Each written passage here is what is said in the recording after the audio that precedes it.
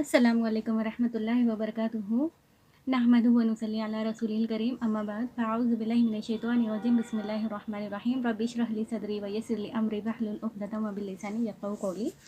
तो आइए नाज़रीन, हम आज इस्लाम का तसव्वुर दावत व तबलीग के बारे में जानते हैं कि तबलीग करना कैसा है और तबलीग के लिए अल्लाह रब्बुल इज़्ज़त खुद मदद करते हैं और आप सल्लल्लाहु अलैहि वसल्लम इसके बारे में क्या फरमाते हैं और तबलीग करना कैसा है। इस्लाम में दावत व तबलीग फ़र्ज़ आइन का दर्जा रखती है। अल्लाह ताला ने उम्मत मुसलमान के लिए लोगों को नेकी की दावत देना और बुराई से रोकना फ़र्ज़ करार दिया है। देखें नाज़रीन, इस्लाम में नेकी की दावत देना, तबलीग यानी आप सल्लल्लाहु अलैहि वसल्लम की अहादीस को लोगों तक पहुंचाना, उन्हें समझाना और अल्लाह रब्बुल इज़्ज़त कुरान मजीद में क्या क्या कहते हैं उनको समझाना, इस्लाम की दावत देना, नेकी की दावत देना, ये फ़र्ज़ है। अल्लाह रब्बुल इज़्ज़त कुरान मजीद में फ़रमाते हैं, तुम बेहतरीन उम्मत हो जो सब लोगों की रहनुमाई के लिए ज़ाहिर की गई हो। तुम भलाई का हुक्म देते हो और बुराई से मना करते हो और अल्लाह पर ईमान रखते हो। हुज़ूर नबी अकरम सल्लल्लाहु अलैहि वसल्लम की पूरी ज़िंदगी तबलीग और दावत इस्लाम में गुजरी। कुरान हकीम ने हुज़ूर नबी अकरम सल्लल्लाहु अलैहि वसल्लम को तबलीग के अमली मराहल और असूल सिखाते हुए फ़रमाया, ए रसूल मुअज़्ज़म, आप अपने रब की राह की तरफ हिकमत और उम्दा नसीहत के साथ बुलाइए और इनसे बहस भी ऐसे अंदाज से कीजिए जो निहायत हसीन हो। क्या किसी को ज़बरदस्ती इस्लाम में दाखिल करना जायज़ है? सुनिए क्या कहता है इस्लाम।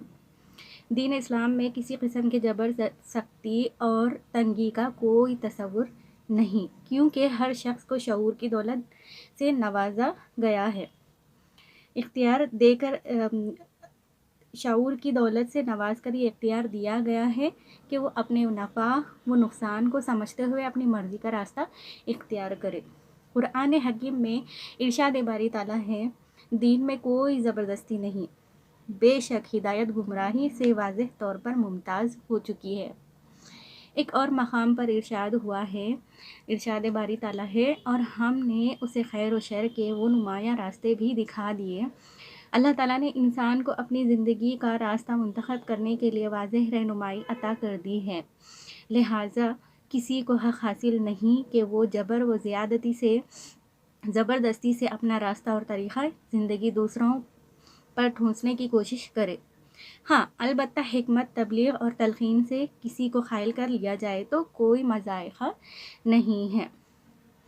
अगर कोई काफिर जंग में खौफ की वजह से कलमा पढ़ ले तो इसके बारे में क्या हुक्म है?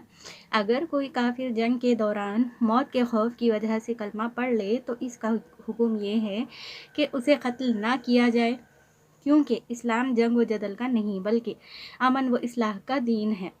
अहादीस में तो यहाँ तक की ताकीद मिलती है कि अगर कोई काफिर सर पर लटकती तलवार देखकर इस्लाम कबूल कर ले तो इसके कत्ल से हाथ रोक लेना ज़रूरी है। एक मर्तबा एक सहाबी एक काफिर को कत्ल करने ही वाले थे कि इसने कलमा तैयबा पढ़ लिया, मगर सहाबी ने इसके कलमे की परवाह ना की और उसे कत्ल कर दिया। हुज़ूर नबी अकरम सल्लल्लाहु अलैहि वसल्लम को जब इस वाक़ये का इल्म हुआ तो आप सल्लल्लाहु अलैहि वसल्लम ने सख्त अल्फाज में इस कत्ल की मज़म्मत की और सहाबी के इस कौल पर कि इस काफिर ने महज जान बचाने के लिए कलमा पढ़ा था, इरशाद फरमाया, तुमने इसका दिल चीर कर क्यों नहीं देखा? आप सल्लल्लाहु अलैहि वसल्लम ने फिर इस मकतूल की विरसा को पूरी देत अता करने का हुक्म दिया, यानी कि उसके परिवार को, उसकी फैमिली को, उसके घर वालों को हर्जाना मुआवजा यानी कि फ़ाइन अदा करने का हुक्म दिया।